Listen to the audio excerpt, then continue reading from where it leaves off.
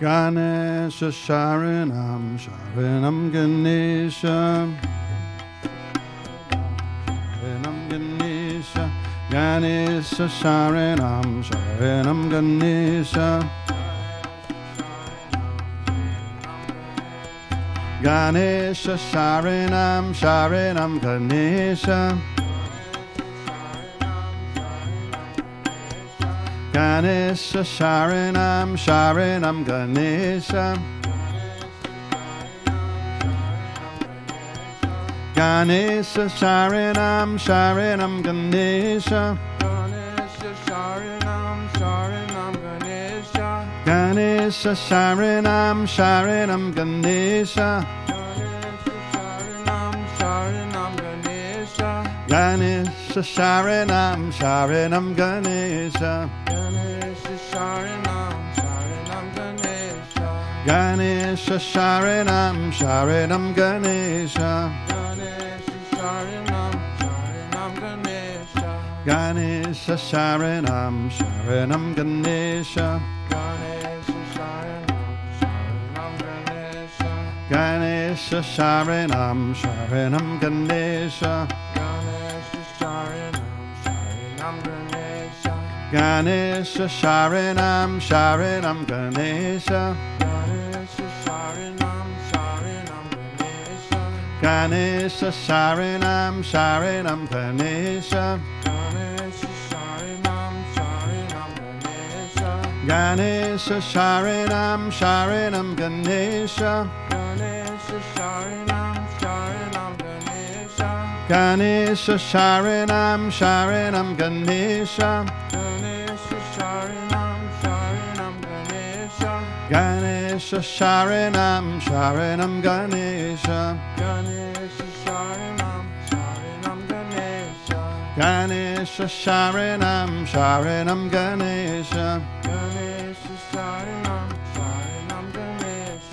Ganesha Sharanam Sharanam Ganesha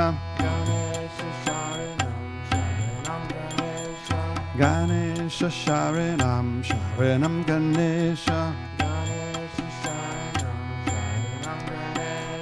Ganesha Sharanam Sharanam Ganesha Ganesha Sharanam Sharanam Ganesha Ganesha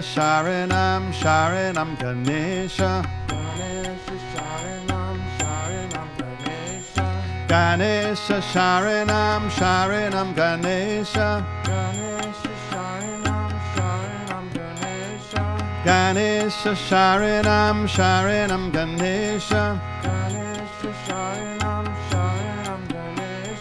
Ganesha Sharanam Sharanam Ganesha Ganesha Sharanam Sharanam Ganesha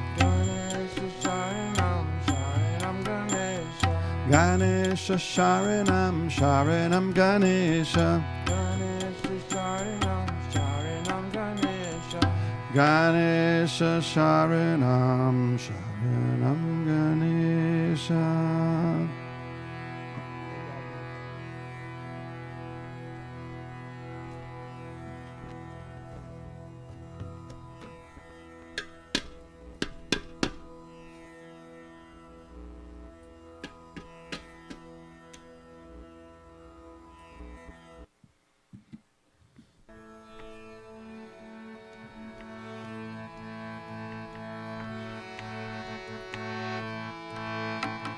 Oh God, beautiful, oh God, beautiful, oh God, beautiful, oh God, beautiful.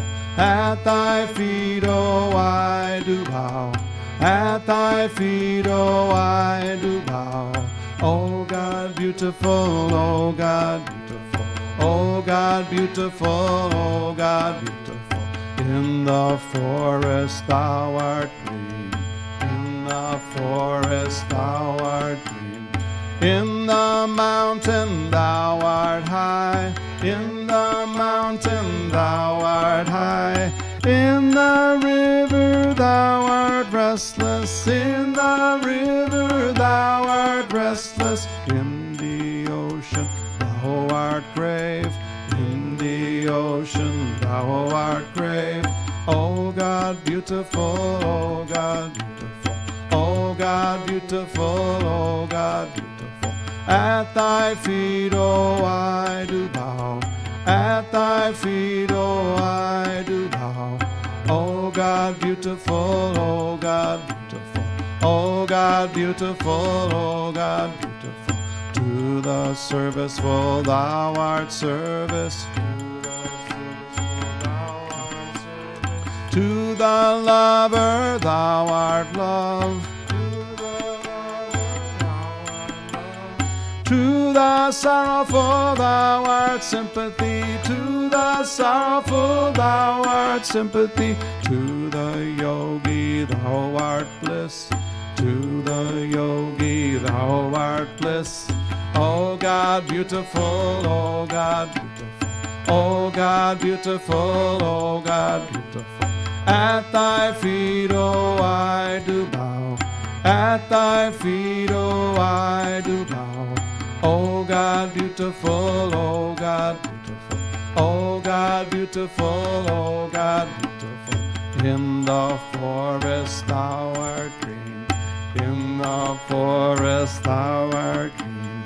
In the mountain thou art high. In the mountain thou art high. In the river thou art restless. In the river thou art restless. In the ocean thou art grave. In the ocean thou art grave. Oh God, beautiful, oh God, beautiful. Oh God, beautiful, oh God, beautiful. At thy feet, oh, I do bow. At thy feet, oh, I do bow. Oh God, beautiful, oh God, beautiful. Oh God, beautiful, oh God, beautiful. To the serviceful thou art service. To the serviceful thou art service. To the lover thou art love. To the lover thou art love.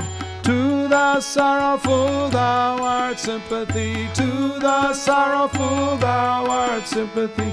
To the yogi thou art bliss. To the yogi thou art bliss.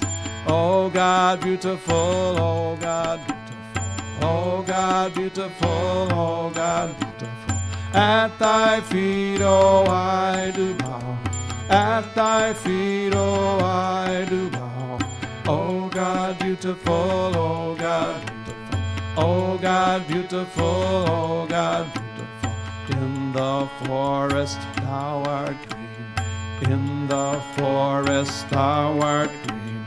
In the mountain thou art high. In the mountain thou art high. In the river thou art restless. In the river thou art restless. In the ocean thou art grave. In the ocean thou art grave. Oh God, beautiful, oh God, beautiful. Oh God, beautiful, oh God, beautiful. At thy feet, oh, I do bow. At thy feet, oh, I do bow. Oh God, beautiful, oh God, beautiful. Oh God, beautiful, oh God, beautiful. To the serviceful thou art service. To the lover thou art love. To the sorrowful thou art sympathy. To the sorrowful thou art sympathy. To the yogi thou art bliss. To the yogi thou art bliss. Oh God, beautiful, oh God, beautiful. Oh God, beautiful, oh God, beautiful. At thy feet, oh, I do bow. At thy feet, oh, I do bow. Oh God, beautiful, oh God, beautiful. Oh God, beautiful, oh God, beautiful. In the forest thou art green. In the mountain thou art high. In the mountain thou art high. In the river thou art art restless in the river, thou art restless in thine ocean, thou art brave in the ocean, thou art brave. O God beautiful, O God beautiful, O God beautiful, O God beautiful. At thy feet, oh, I do bow. At thy feet, oh, I do bow. O God beautiful, O God beautiful, O God beautiful, O God beautiful.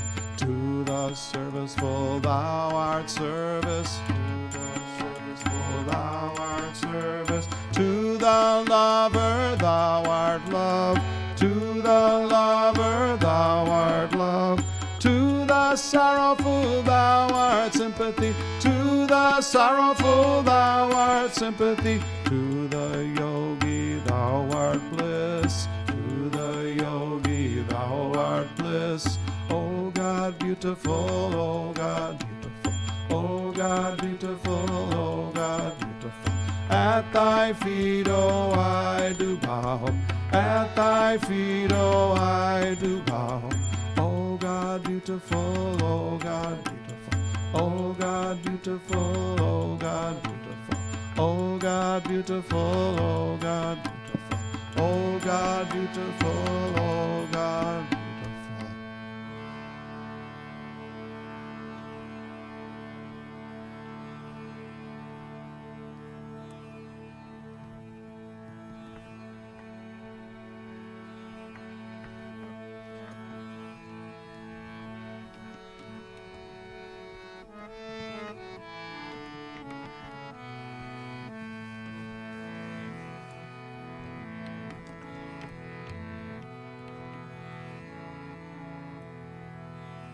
Oh, life is sweet and death a dream. Oh, life is sweet and death a dream. When thy song flows through me, my Lord, when thy song flows through me, then joy is sweet, sorrow a dream. Then joy is sweet, sorrow a dream. When thy song flows through me, my Lord, when thy song flows through me, then health is sweet, sickness a dream. Then health is sweet, sickness a dream. When thy song flows through me, my Lord, when thy song flows through me, when thy song flows through me, my Lord, when thy song flows through me, then praise is sweet and blame a dream. Then praise is sweet and blame a dream. When thy song flows through me, my Lord, when thy song flows through me, when thy song flows through me, my Lord, when thy song flows through me. Oh, life is sweet and death a dream. Oh, life is sweet and death a dream. When thy song flows through me, my Lord, when thy song flows through me, when thy song flows through me, my Lord, when thy song flows through me, then joy is sweet, sorrow a dream. Then joy is sweet, sorrow a dream. When thy song flows through me, my Lord, when thy song flows through me, when thy song flows through me, my Lord, when thy song flows through me, then health is sweet, sickness a dream. Then health is sweet, sickness a dream. When thy song flows through me, my Lord, when flows through me. When thy song flows through me, my Lord. When thy song flows through me, then praise is sweet and blame a dream. Then praise is sweet and blame a dream. When thy song flows through me, my Lord. When thy song flows through me. When thy song flows through me, my Lord. When thy song flows through me. Thy song flows through me, my Lord, when thy song flows through me.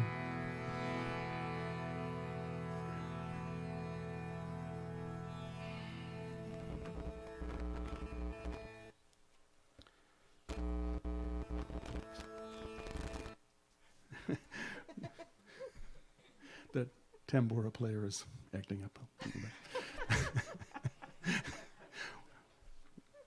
As probably all of you know, this yoga retreat was founded by Yogacharya J. Oliver Black, who was a disciple of Paramahansa Yogananda. And for many years, he conducted SRF services down at the Detroit Institute of Arts.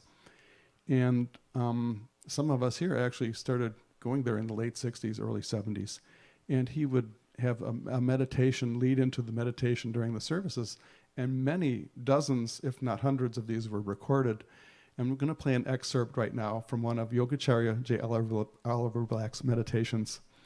And after that, we'll do a couple of more chants to lead into the Sunday service. But here is the voice of Yogacharya J. Oliver Black from, I believe it's from 1967. If I can find it. Please, let me be able to find it. I'm looking.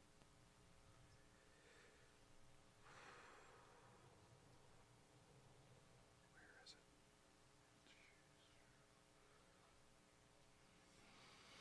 I've got it. It's not achy breaky heart. You know that.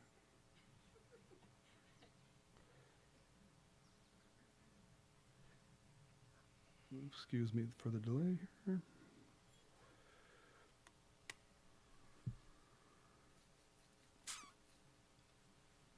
Just a moment.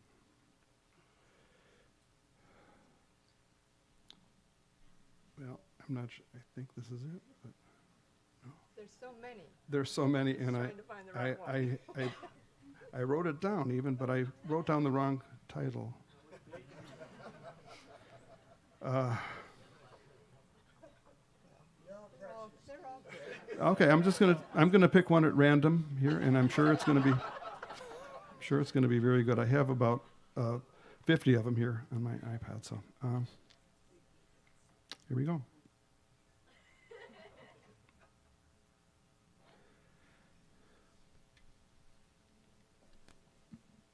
Now, as we begin our meditation this morning, let us all sit uprightly in our seats.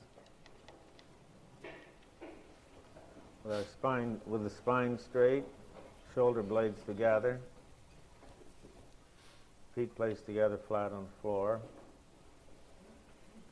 leaning forward slightly with the chin level. And that is the posture for, the yogic posture for meditation. There are many scientific reasons for that posture, as posture controls one's attitude. If one has a good posture, the attitude is good. So if we can change our attitudes by taking a certain body posture straight up, and being upright, and like you're in a great state of expectancy, anticipation, and joy, and happiness, then your posture changes with your attitude. So you can learn to change your attitude by looking at your posture and see what kind of a posture you're in and how you're doing it, and you can change your whole attitude by changing your posture.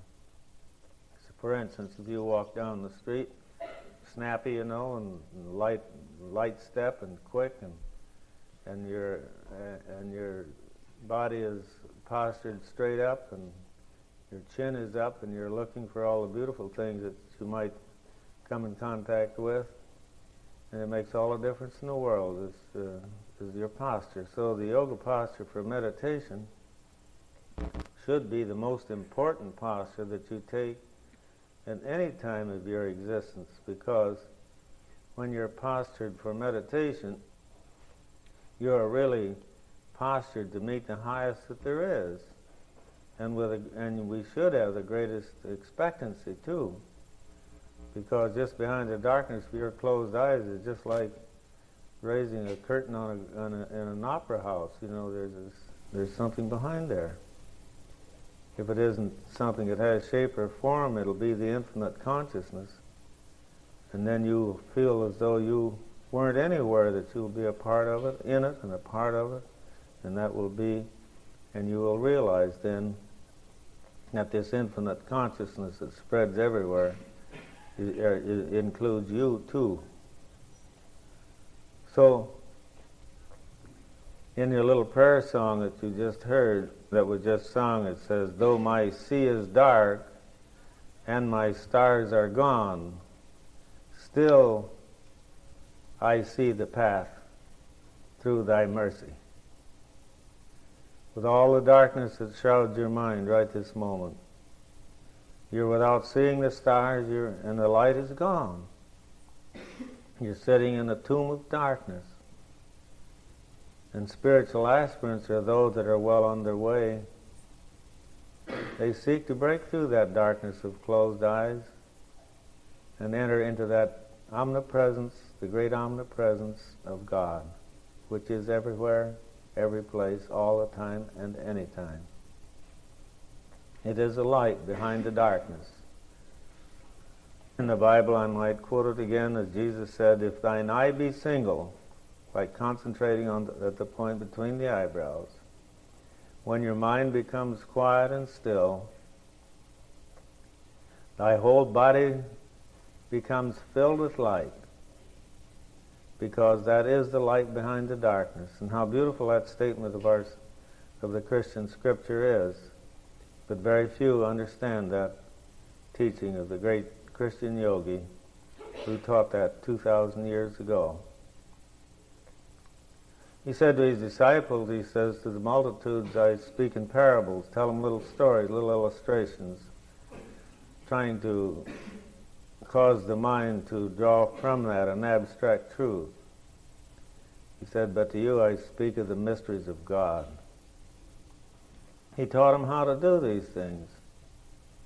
"If thine eye be single, thy whole body shall be filled with light." Now let's see what he adds to that. "Take heed ye therefore that the light within you be not darkness." So if it's dark inside of in your consciousness now, there's something wrong. There's something that can be adjusted. The yoga science will lead you through all this maze of teachings and interpretations down through the ages. But sooner or later, you will have to penetrate that darkness that covers your own mind all by yourself.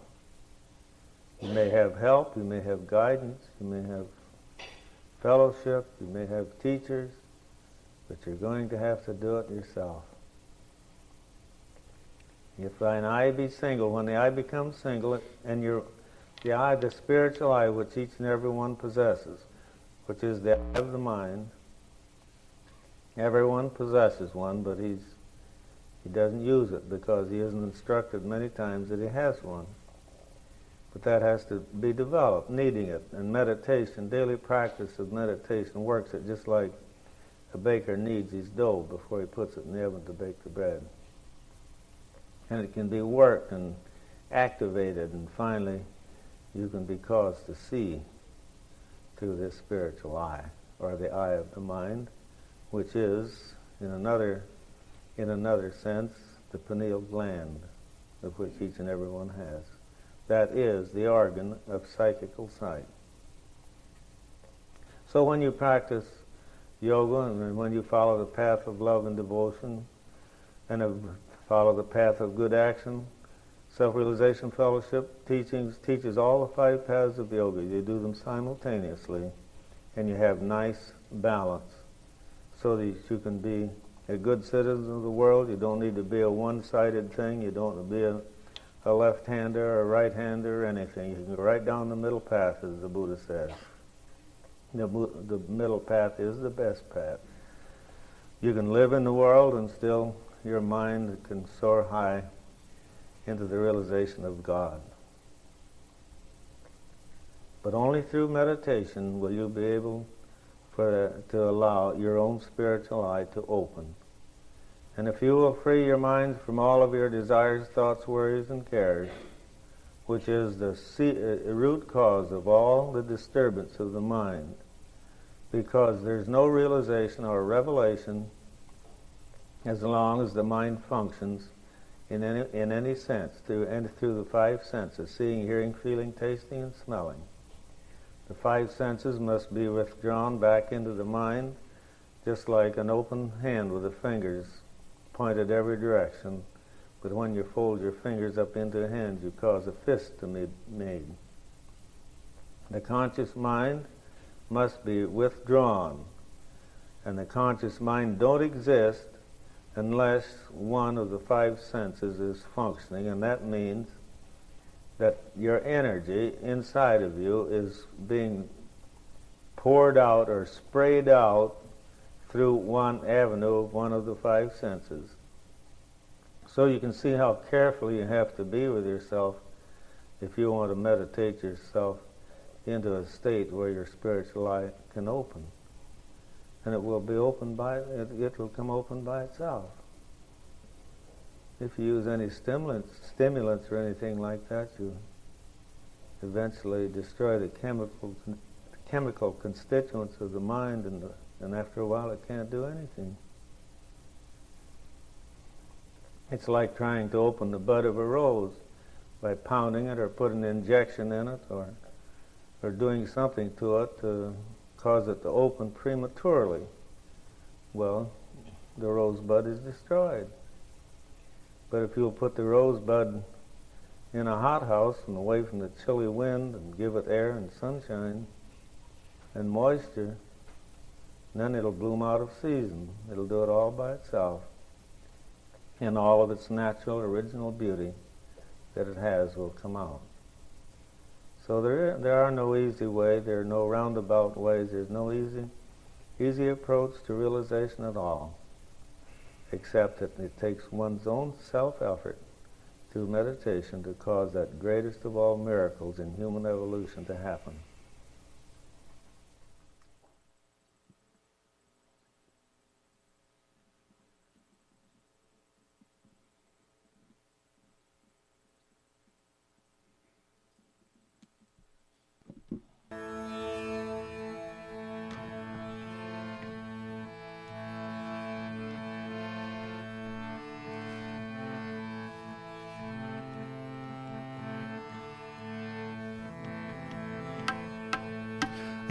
Have been roaming,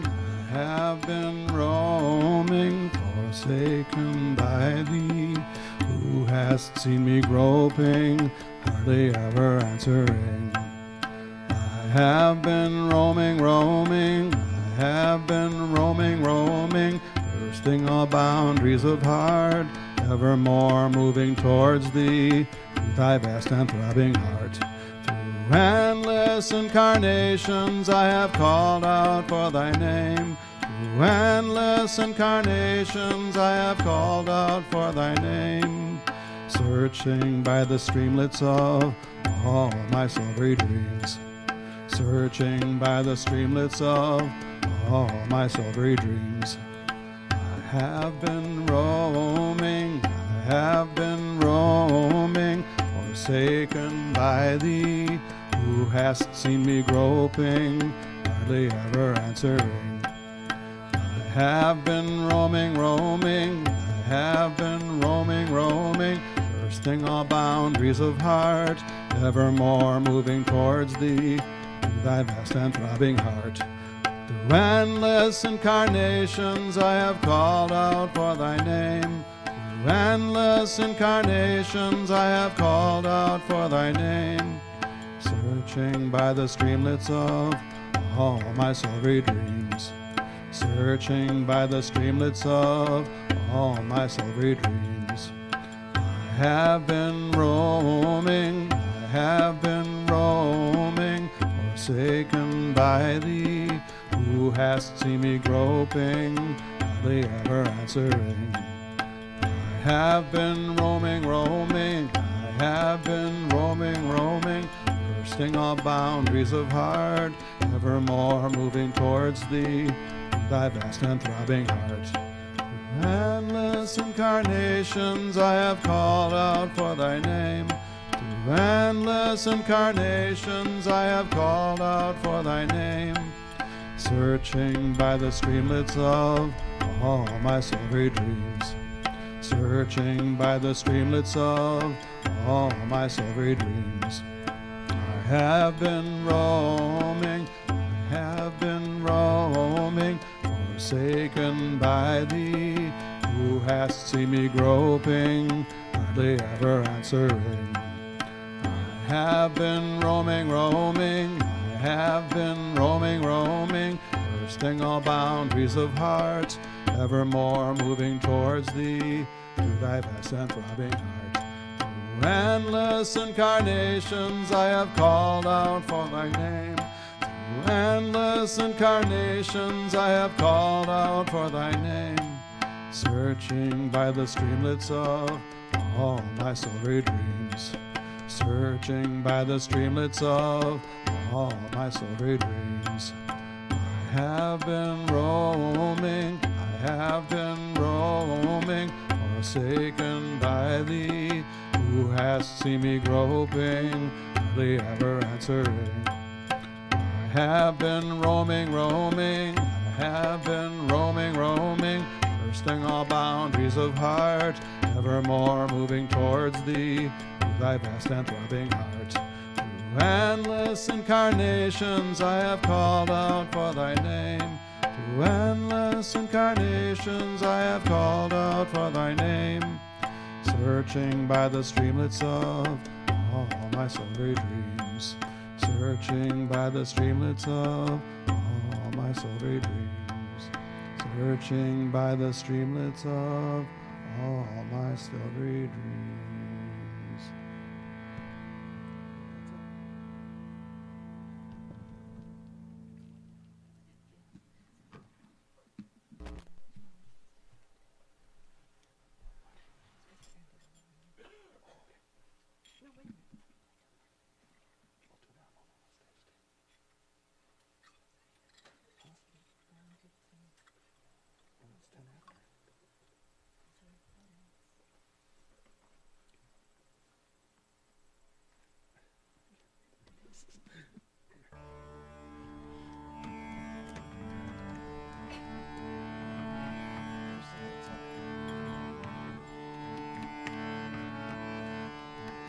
Hey Bhagavan, hey Bhagavan, hey Bhagavan, hey Bhagavan, hey Bhagavan, hey Bhagavan, hey Bhagavan, hey Bhagavan, hey Bhagavan, hey Bhagavan, hey Bhagavan, hey Bhagavan. Hey Bhagavan, hey Bhagavan, hey Bhagavan, Bhagavan, Bhagavan, Bhagavan, Bhagavan, Bhagavan, Bhagavan, Bhagavan, Bhagavan. Hey Bhagavan, hey Bhagavan, hey Bhagavan.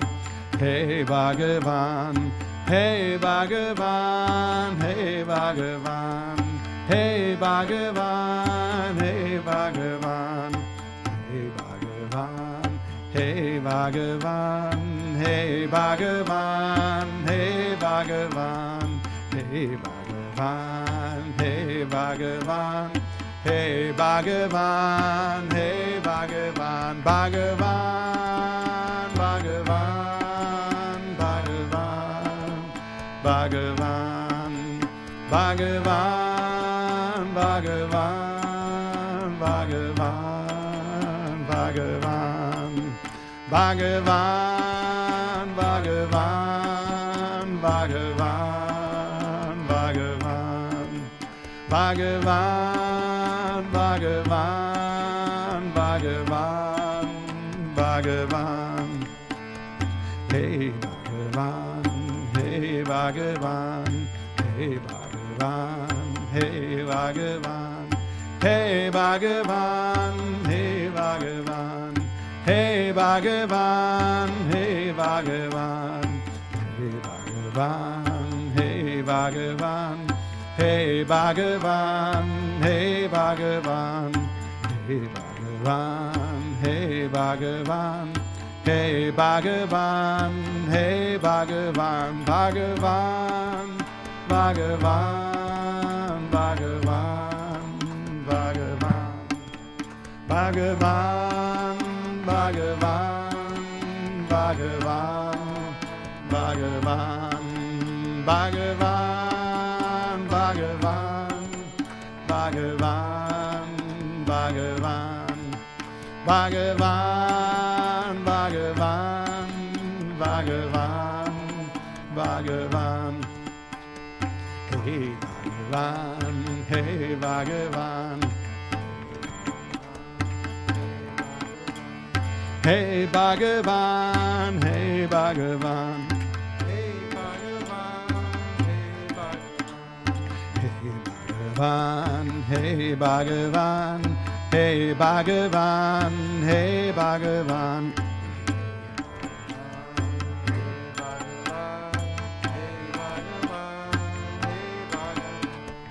Hey Bhagavan, hey Bhagavan, hey Bhagavan, hey Bhagavan, hey Bhagavan.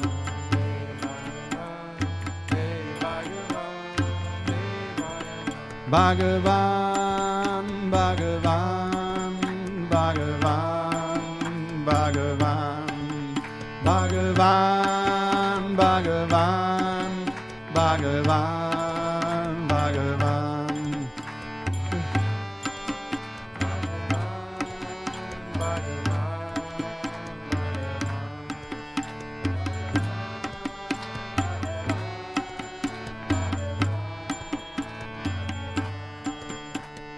Hey Bhagavan, hey Bhagavan. Hey Bhagavan, hey Bhagavan. Hey Bhagavan, hey Bhagavan. Hey Bhagavan, hey Bhagavan, hey Bhagavan, hey Bhagavan.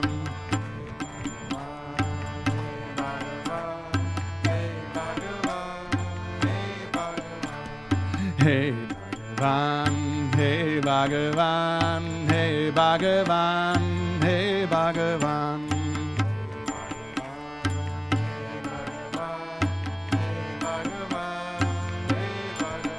Bhagavan, Bhagavan, Bhagavan, Bhagavan,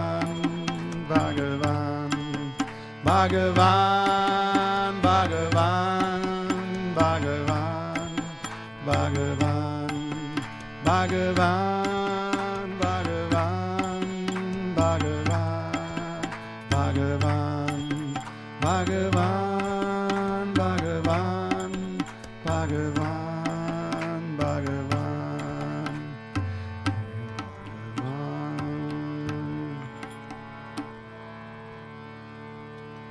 Namo Namastestu Sahasra Kritva Punascha Bhuyopi. Namo Namaste Nama Parasadatha Prishnataste Namostute Sarvata Eva Sarva.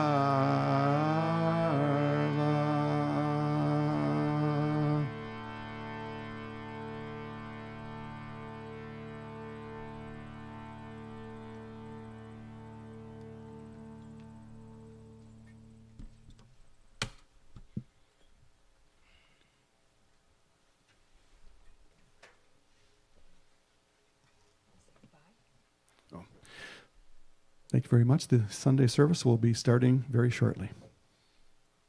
Namaste.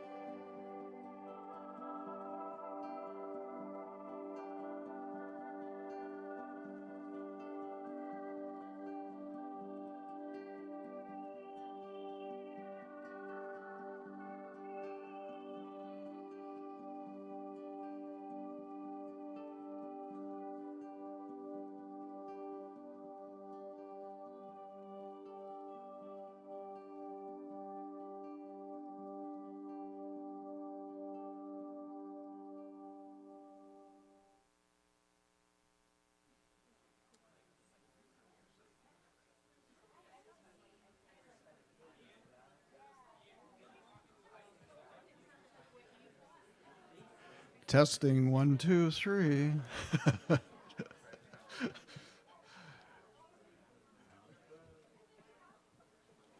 How about from here? Do I have to get close?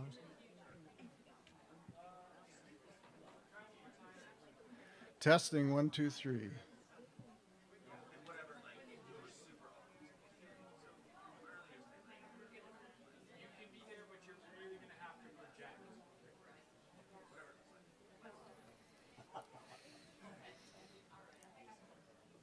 Oh boy. Let's see. Just a little closer. Testing. Okay.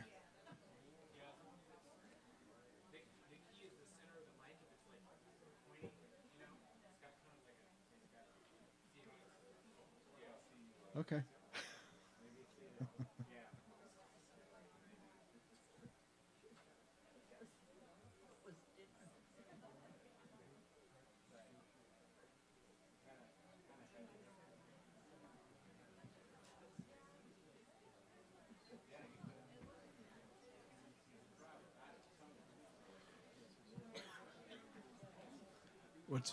There's a problem? Oh. Okay.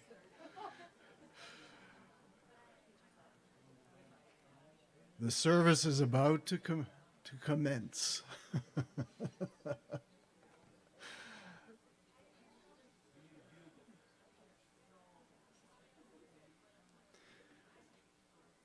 Well, I want everyone to know that I'm wearing short sleeves because I'm feeling optimistic.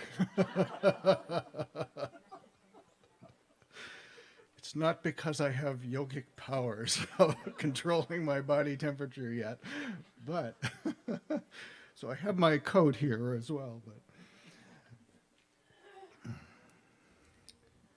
so welcome to all of you to our service, followed immediately by our closing of this wonderful YogaFest. And we'll have a chance to thank our presenters, I'm sure, later. So the way we begin our services is I ask you a question. How is everyone? How feels everyone?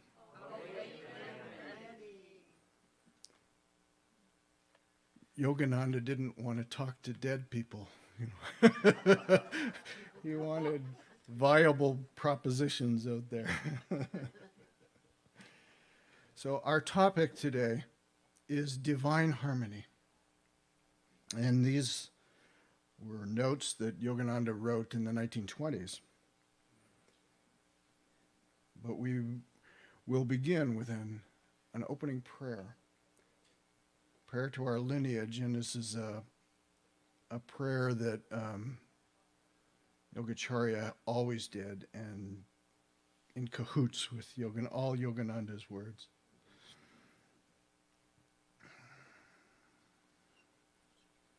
Heavenly Father, Divine Mother, Friend, Beloved God, Jesus Christ, Bhagavan Krishna, Mahavatar Babaji, Lahiri Mahashai, Swami Sri Yukteswar, and Paramahansa Yogananda, saints and sages of all religions,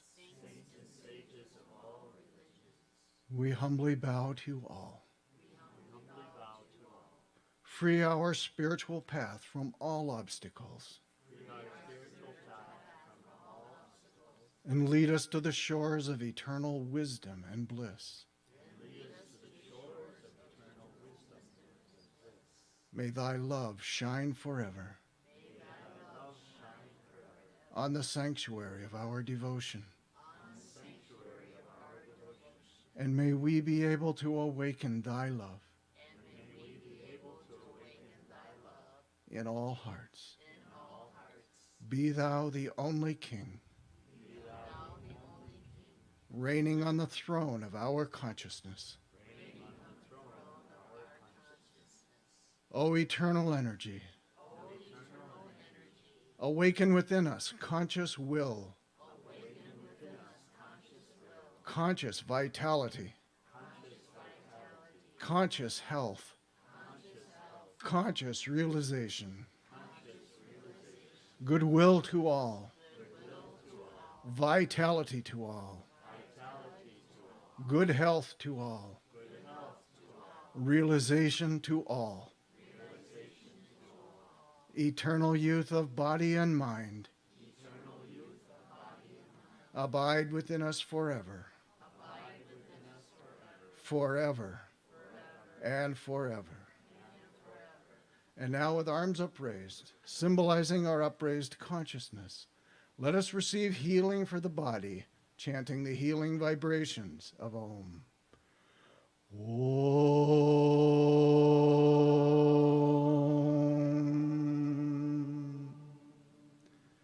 For the mind, Om.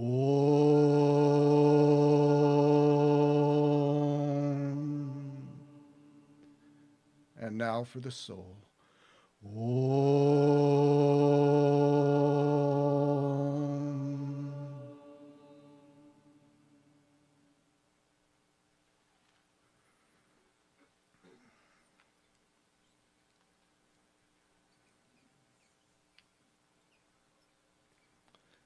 Let us begin by affirming, I will behold wisdom in ignorance, joy in sorrow, health in weakness. For I know that God's perfection is the only reality.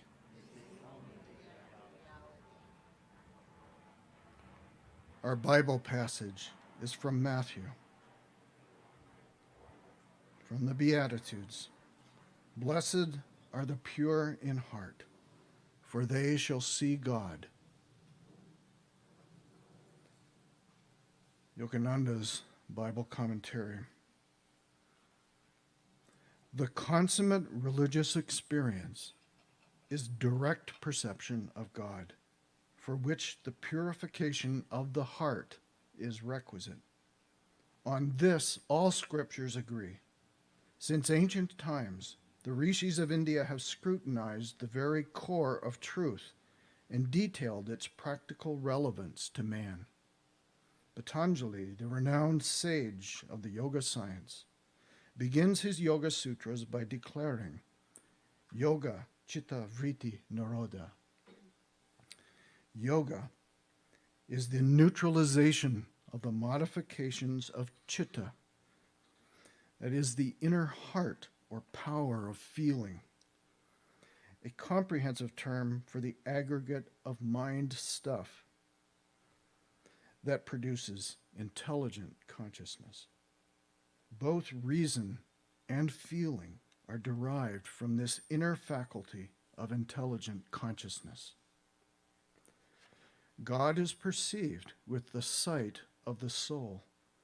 Every soul in its native state is omniscient, beholding God or truth directly through intuition. Pure reason and pure feeling are both intuitive, but when reason is circumscribed by the intellectuality of the sense-bound mind, and feeling devolves into egoistic emotion, these instrumentalities of the soul produce distorted perceptions. Transparency to truth is cultivated by freeing the consciousness, the heart's feeling and the mind's reason, from the dualistic influences of attraction and aversion. Restoration of the lost clarity of divine sight is the purport of this beatitude. The blessedness known to the perfectly pure of heart is none other than that referred to in St. John's Gospel. But as many as received him, To them gave he power to become the sons of God. To every devotee who receives and reflects the omnipresent light divine, or Christ consciousness, through a purified transparency of heart and mind, God gives power to reclaim the bliss of divine sonhood, even as did Jesus.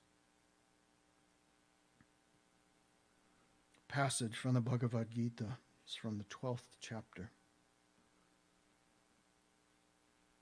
A person who does not disturb the world and who cannot be disturbed by the world, who is free from exaltation, jealousy, apprehension, and worry, he too is dear to me. Yogananda's commentary. That man is pleasing to God, who trusting in him is tranquil, unaffected by outer events, and able to manifest his attainment of divine unity by feeling affection for all as individual expressions of the Lord. Such a lovable yogi, perceiving God as bliss, never indulges in sense excitements, frivolous pleasures, selfish jealousies, mundane fears, or material worries. A worldly man, constantly agitating himself and others by inharmonious vibrations, cannot feel in the temple of creation the presence of Blessed Spirit. Virtue is often subtle and unassuming, a quiet influence and support that give life stability and a sense of pleasant well-being, whose source goes unnoticed, and as such is taken for granted. In startling contrast, evil is usually so brash and its consequences so obnoxious or painful that it defies any attempt to ignore it. Thus did Shakespeare wryly note in Measure for Measure, "The evil that men do lives after them. The good is oft interred with their bones." If we envisage a world filled with the virtues and devoid of the demonic qualities enumerated in the Gita, we have the creation the loving God intended for his incarnate children.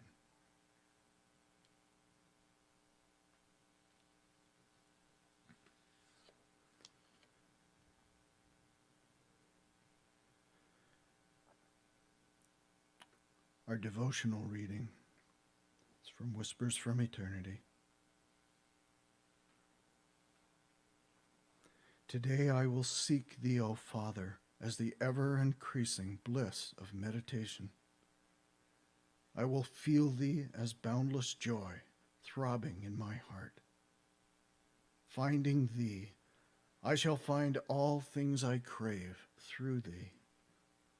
Teach me to find thy presence on the altar of my constant peace and in the joy that springs from deep meditation. Bless me that I may find thee in the temple of each thought and activity. Finding thee within, I shall find thee without, in all people and in all conditions.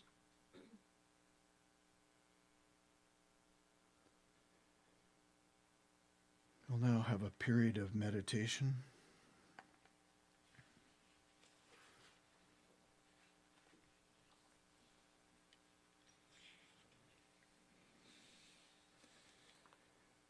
Earlier we heard Yogacharya give some instruction, so follow that.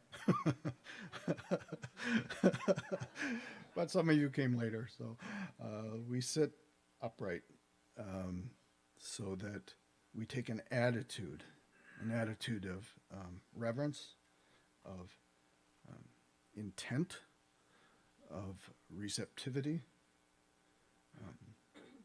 of reverence, yes, of reverence. And our shoulder blades are gently back, just so that the spine is straight but not rigid, or not uncomfortable, shall we say. A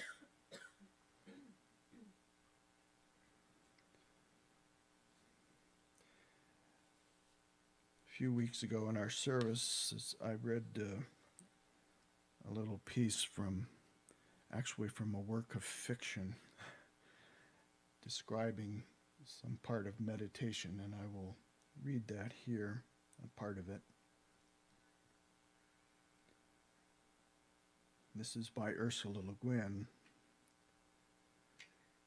So, leaning neither forward nor back, they sit solidly, in comfort and in calm. They gaze with eyes open or shut into the still air. Their attention is on the drawing in of the breath and the release of the breath. Their mind entirely follows this. It seems that to be wholly filled, the mind must wholly empty itself. It is the breath that empties the mind by filling it with itself alone. Breathing out sweeps all else away.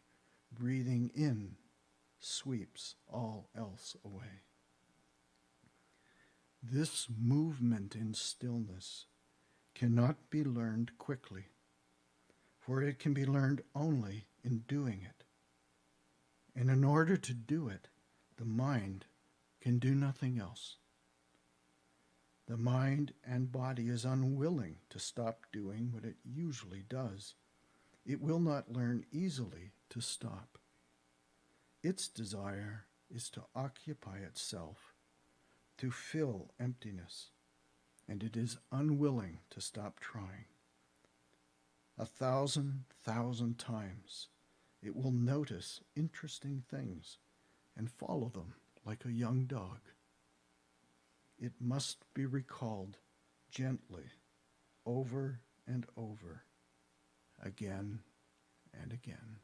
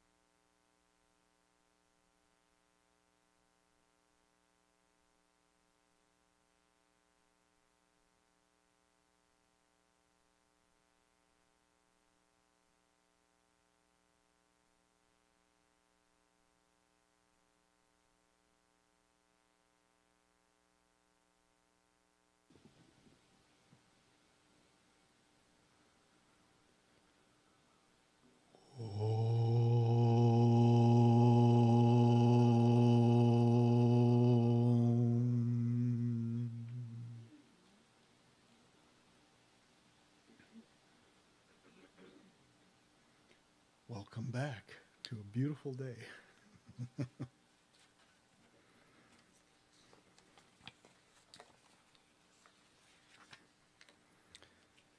Divine Harmony by Paramahansa Yogananda.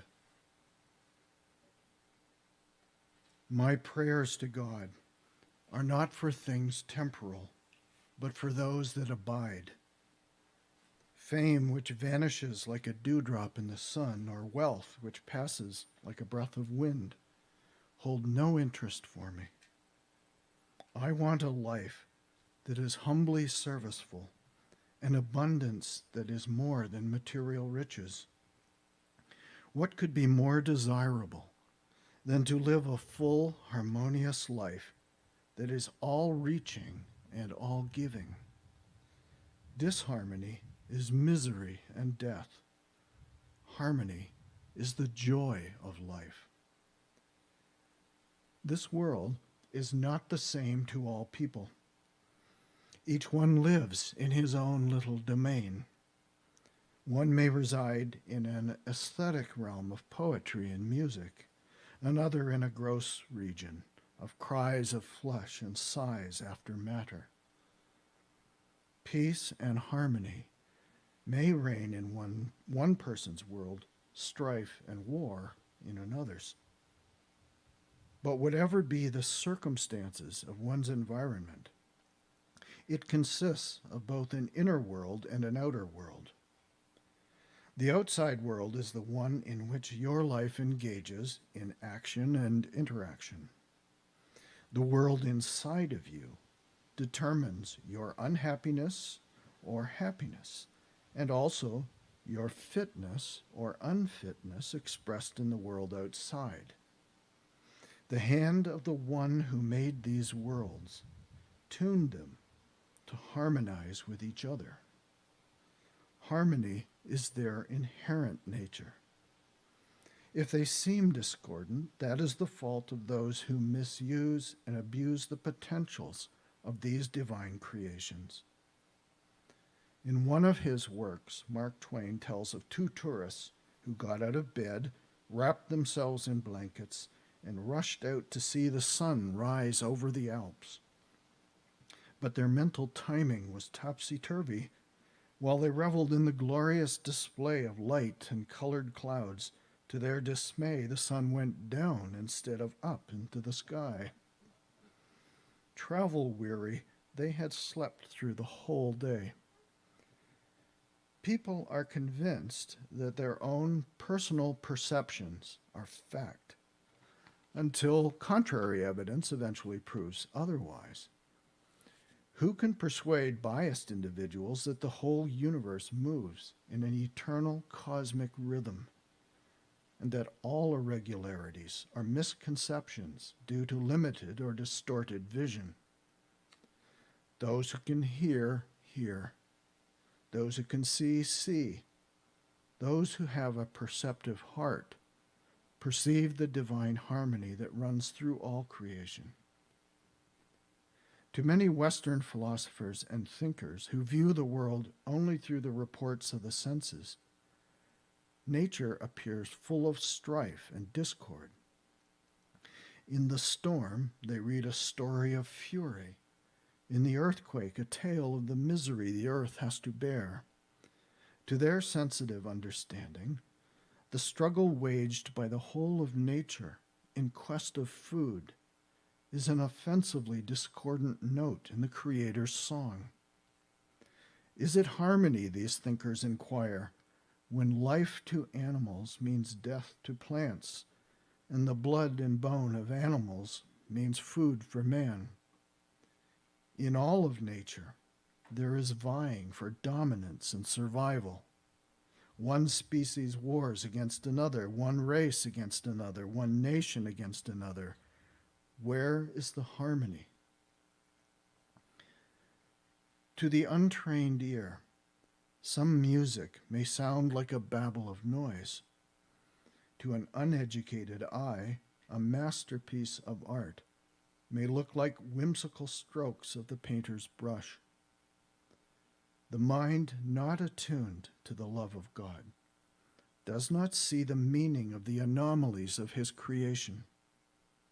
Even a man such as Nietzsche, in spite of his brilliant flashes of insight and intuition, could not discern the inner harmony that is the very heart of all manifestations. Is it any wonder then that lesser minds do not comprehend this truth? To penetrate into the soul of creation, yoga insight is required.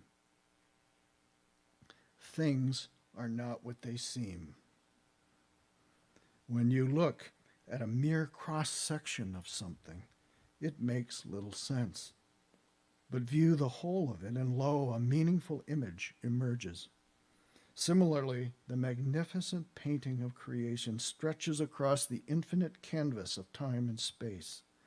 Every object and event in nature is a masterful stroke of the great painter. But the ordinary person sees only confusing bits and pieces of these depictions. Consider everything that happens as a note in the symphony of the cosmic conductor. Individual notes seem meaningless until heard in relation to the whole composition.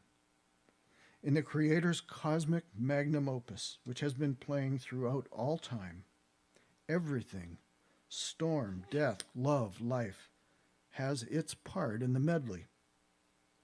All unite in a universal rhythm of harmony, which is heard only when the soul is attuned to God in meditation. In the vision of visions in the Bhagavad Gita, Sri Krishna bestowed on Arjuna this realization of universal unity amidst all seeming diversity, the immutable harmony in the core of creation's fluctuating disharmony. The Lord said, "Behold me as the cosmic idol in the temple of omnipresence, the whole cosmos of gods, men, and nature." How limited is the scope of man's perception? You have ears, but do they really hear? You have eyes, but do they truly see? You have a heart, but are its feelings accurate? You have a soul, but is your soul a pure expression of that divinity? Those who are of night live in darkness. Those who are of the day live in the light. Only those who partake of the harmony within their souls know the harmony that runs through nature. Whosoever lacks this inner harmony feels also a lack of it in the world. The mind in chaos finds chaos all around. How can one know peace if he has never tasted it? But he who has inner peace can abide in this state, even in the midst of outer discord. There was a householder yogi in India whose wife was a living incarnation of temper, even more petulant than the spouse of poor Socrates. Nothing the yogi did ever pleased or appeared right to his wife. Even the neighbors complained frequently about her tempestuous disposition. The yogi, in his natural goodness, and being secure in his own inner calm, patiently left her alone, hoping that time would reform her. But she had no patience with him and was grimly determined to end what she considered to be his impractical spirituality. Failing in all of her other devilish devices, she set about to burn all his books and consequently set fire to their house as well. At this, the yogi drew near to his wife and said, "Dear lady, I love you more than ever. You have been God sent to me. All this while you have taught me to be patient. Now you have healed my last infirmity, love for and attachment to books and a home.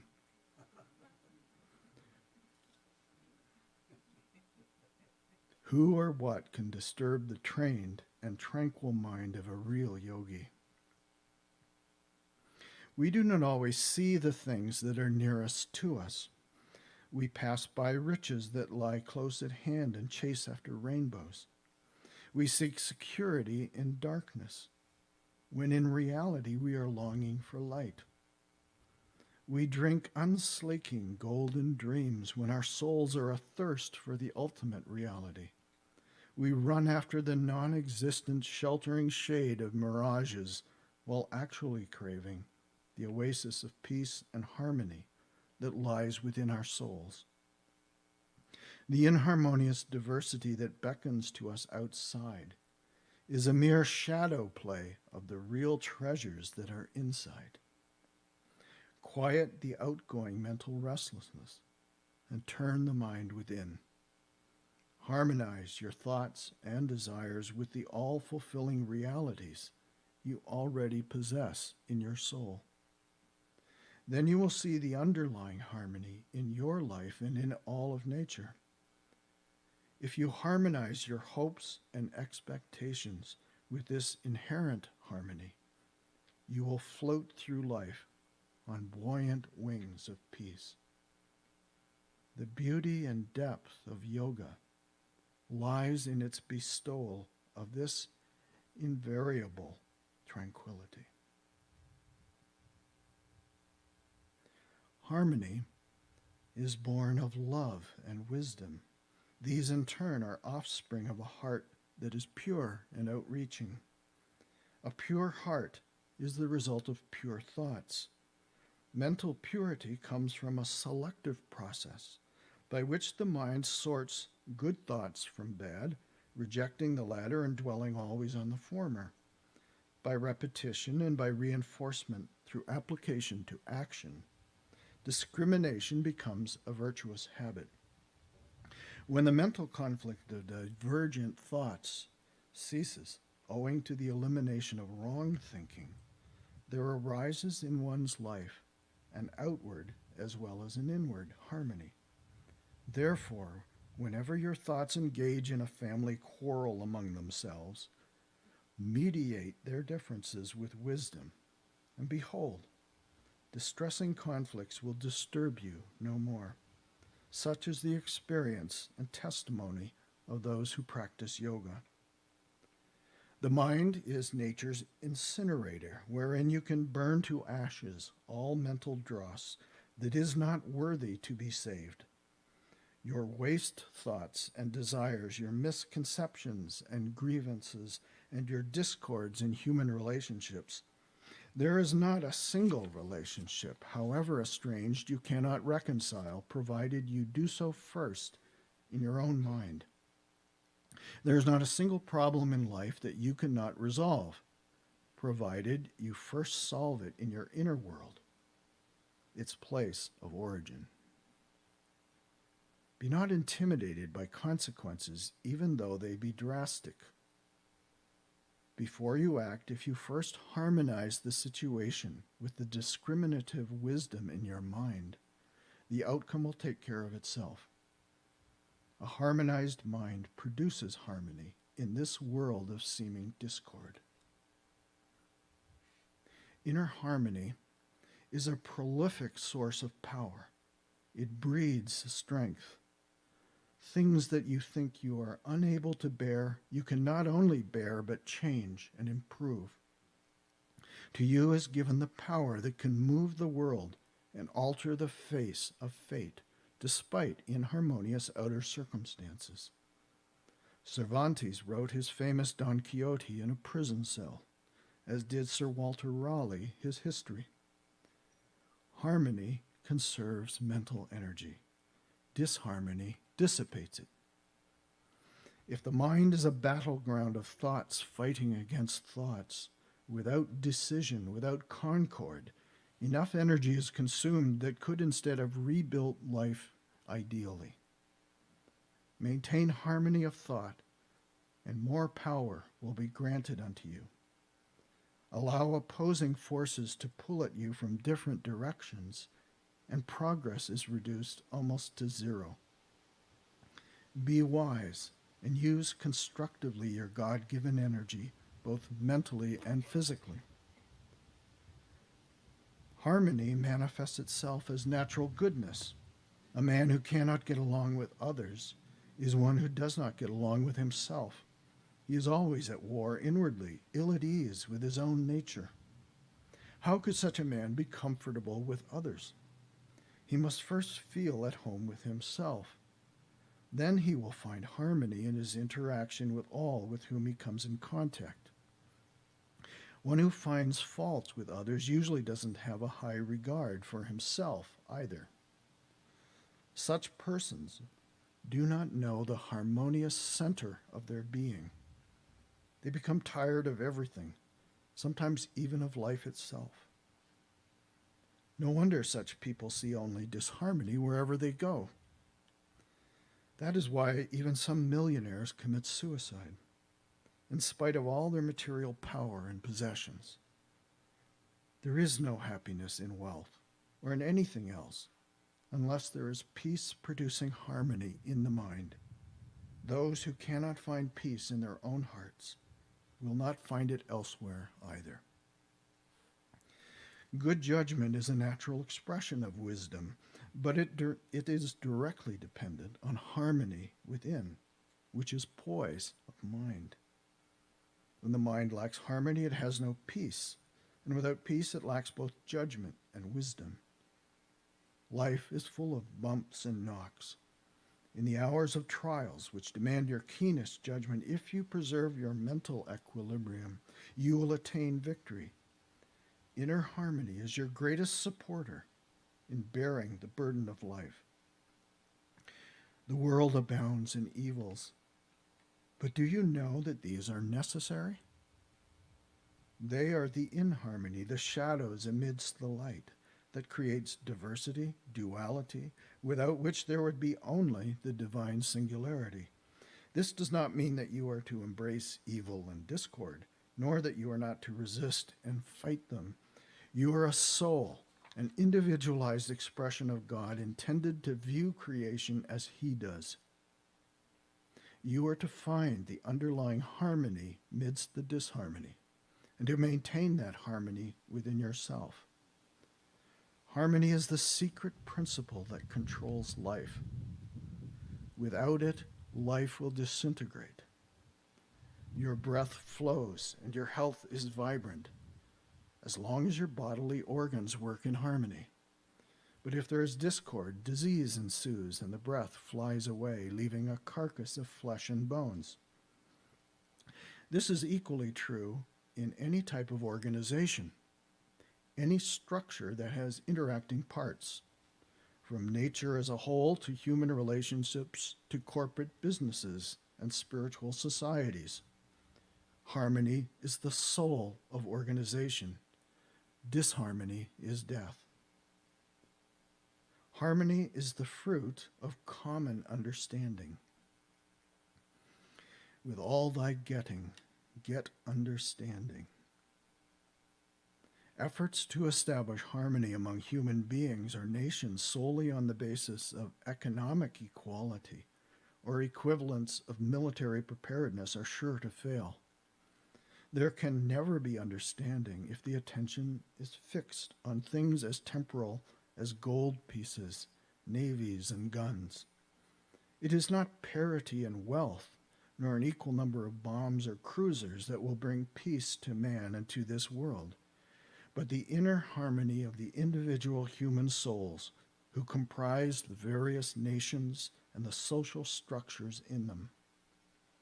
What is necessary is an understanding of the common, higher necessities for the preservation and true happiness of the bodies, minds, and souls of all beings. Love and forbearance are essential to the growth of harmony. Love nurtures all things that grow. It harmonizes and unites. Hatred agitates and separates. And indifference destroys what could have been made good and beneficial. Love is harmony, and harmony is love. Hearts that do not love are never visited by angels of harmony. Love is the highest, the grandest, the most inspiring, the most sublime principle in creation. All human souls, the world, the whole universe are attuned to the cosmic eternal harmony of love. Disharmony arises from ignorance of this divine unity, which is the heart of God, pulsating in everything He has created. He is the love that flows through caring hearts, and the bliss that expresses as joy in all souls. A Hindu sage said, "People have time to worry and to suffer, but feel they have no time to meditate and work toward being truly happy." Throw off indifference and cultivate love, forbearance, and wisdom. Build your joys on the foundation of inner harmony. Cherish no thought that does not harmonize with the love and lawful ideals of God. Thus will your whole life be flooded with the light and bliss of the divine harmony.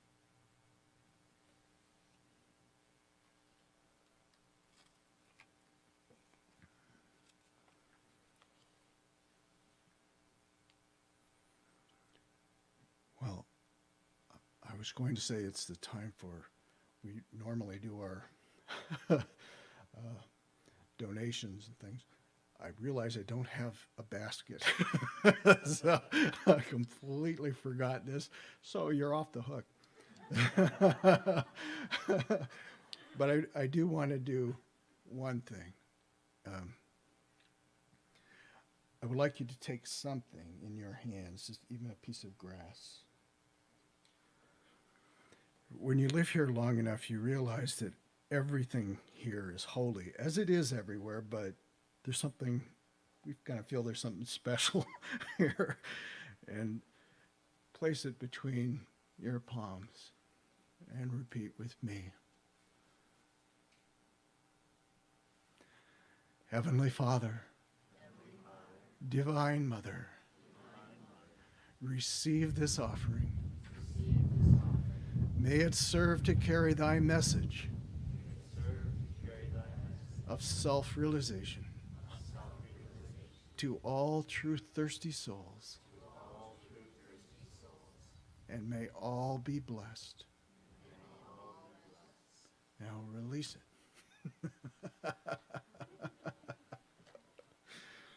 See, I had to improvise here.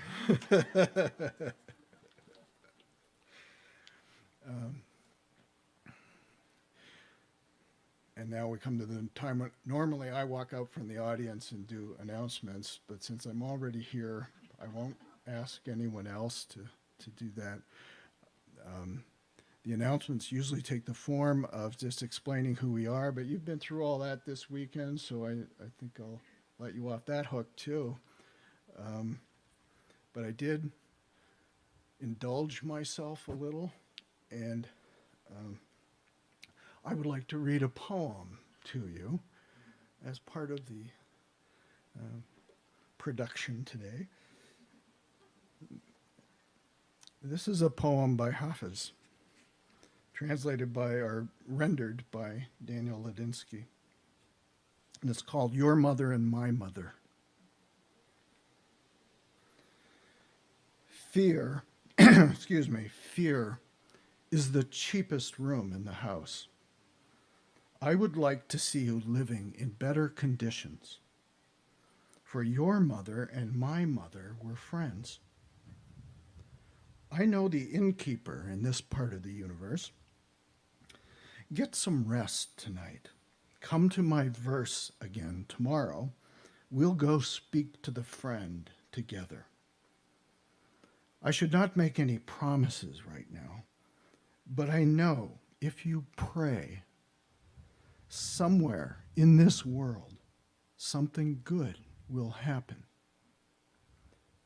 God wants to see more love and playfulness in your eyes. for that is your greatest witness to him. Your soul and my soul once sat together in the beloved's womb, playing footsie. Your heart and my heart are very, very old friends.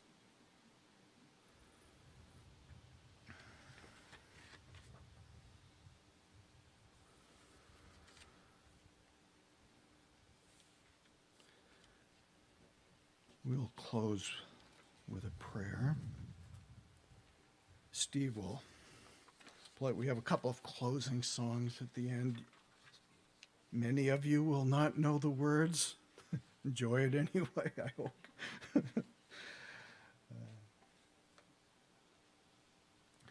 This closing prayer that I'm going to use, I'll read the first two stanzas to you, and then we'll share them together, the following. Heavenly Spirit, we are traveling by many right roads to thine abode of light.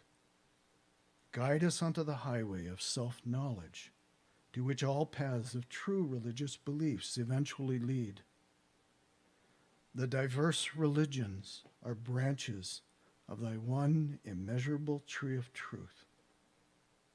May we enjoy the luscious fruits of soul realization that hang from the boughs of scriptures of every clime and time. And now, after me, teach us to chant in harmony the countless expressions of our supreme devotion. In thy temple of the earth, in a chorus of many accented voices, we are singing only to thee. O Divine Mother, lift us on thy lap of universal love. Break thy vow of silence and sing to us the heart-melting melody of human brotherhood.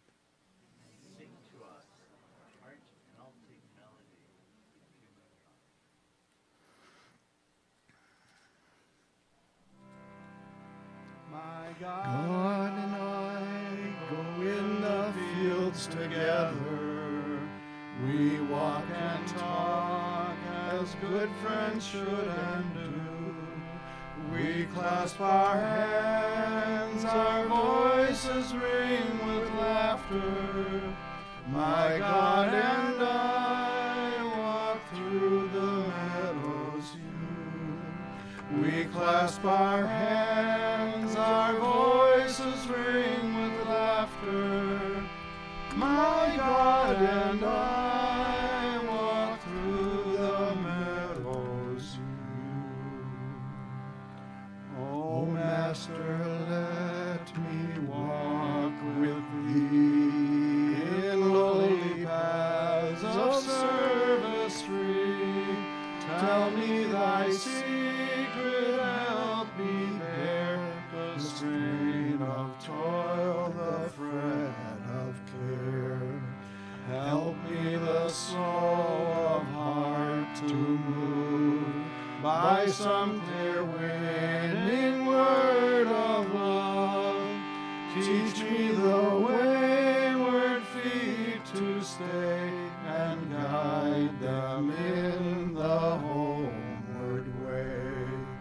Teach me thy patience still with thee in closer, dearer company, in work that keeps faith sweet and strong, in trust that triumphs over wrong, in hope that sends a shining ray far down the future's broadening way, in peace that only thou canst give. With thee, O Master, let me live. Amen.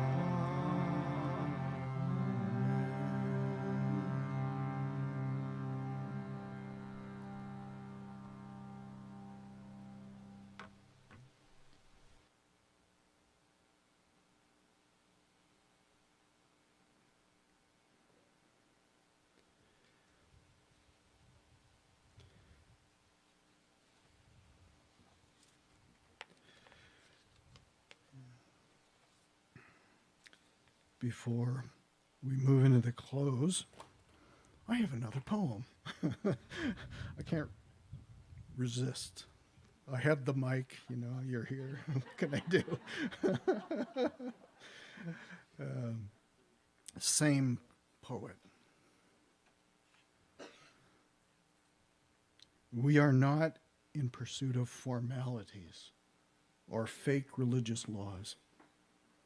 For through the stairway of existence, we have come to God's door. We are people who need to love because love is the soul's life. Love is simply creation's greatest joy. Through the stairway of existence, oh, through the stairway of existence, Hafiz, have you now come? Have we all now come to the beloved's door? Monica.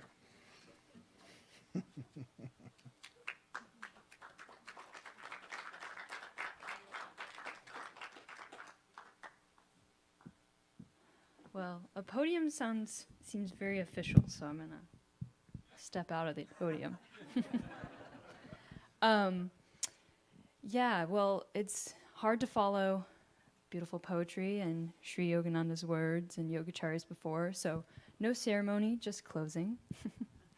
I just want to say thank you to everybody who came for this special weekend, a reopening of sorts, multiple ways to take that, right?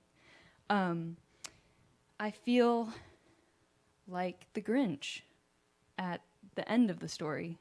I feel like every day for the last 4 days and during pre-build too, that I've just felt my heart grow each day, bigger and bigger.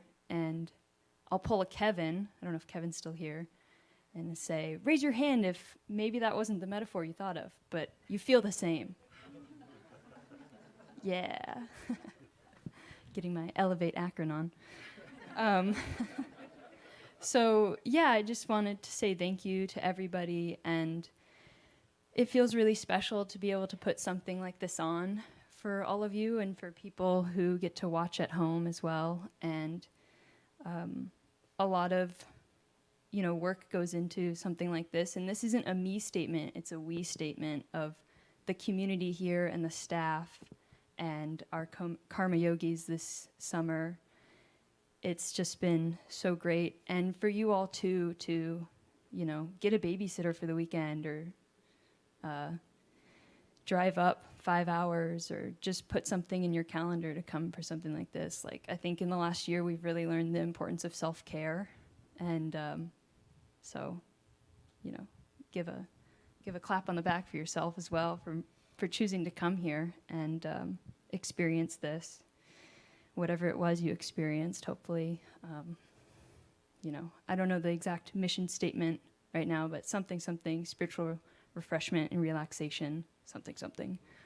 So that's the goal of this place, and so hopefully you got something like that this weekend.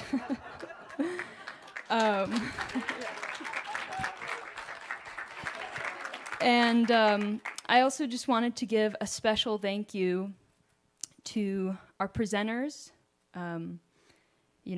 more than in any YogaFest, all of us, YogaFest is what we make it, and with it being smaller this year, with less presenters too, we all have made it what it's been for all of us. So thank you, and a special thank you to someone very important to making YogaFest what it is for all of us, and I wouldn't be able to be projecting as loudly as I am without him. Joshua Clark in the back, raise of applause. And I'd also like to thank Emma, who's been helping me run the live stream. Thank you, Emma. And yeah, thank you to Brian and Justine and Carly and Jill, who were here this summer as well, and for the community for putting up with all my emails and letting a 25-year-old tell them what to do for over a week. I appreciate that. So, yeah, just gratitude all around.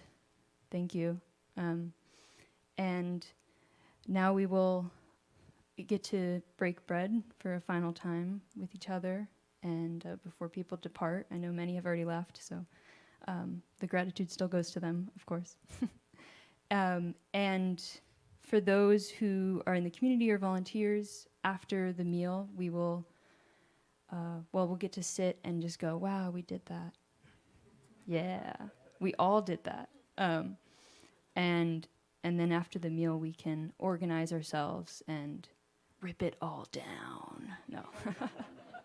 Just start putting things away. And so just hang back. And if you want to stick around and help us, you're welcome to. But no pressure. And yeah, so thank you.